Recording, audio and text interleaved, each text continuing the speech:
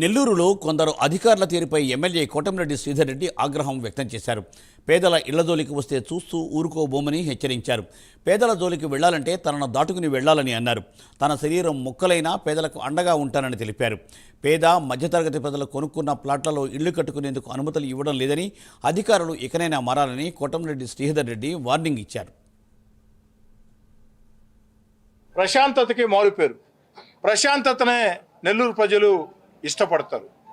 రౌడీలో, సంఘ వ్యతిరేక శక్తిలో, లేకుంటే అధికారులు దౌర్జన్యం చేస్తాం, భయభ్రాంతులకు గురి చేస్తామంటే నెల్లూరు ప్రజలు అంగీకరించరు. నెల్లూరు లివబుల్ సిటీగా ఉండాలని నా ఒక్కడి ఆకాంక్షే కాదు, మంత్రి పొంగూరు నారాయణ గారి ఆకాంక్ష కూడా. వారు తరచుగా చెప్తూ ఉంటారు లివబుల్ సిటీ అని. మంత్రి నారాయణ గారు చెప్పినా, నేను చెప్పినా నెల్లూరు లివబుల్ సిటీగా ఉండాలన్నదే మా ఆకాంక్ష. అయితే ముఖ్యంగా నెల్లూరు రూరల్ నియోజకవర్గంలో కొన్ని సంఘటనలు జరుగుతూ ఉన్నాయి.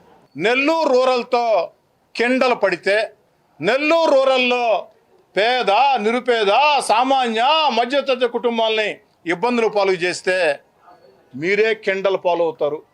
ఆ కిండల్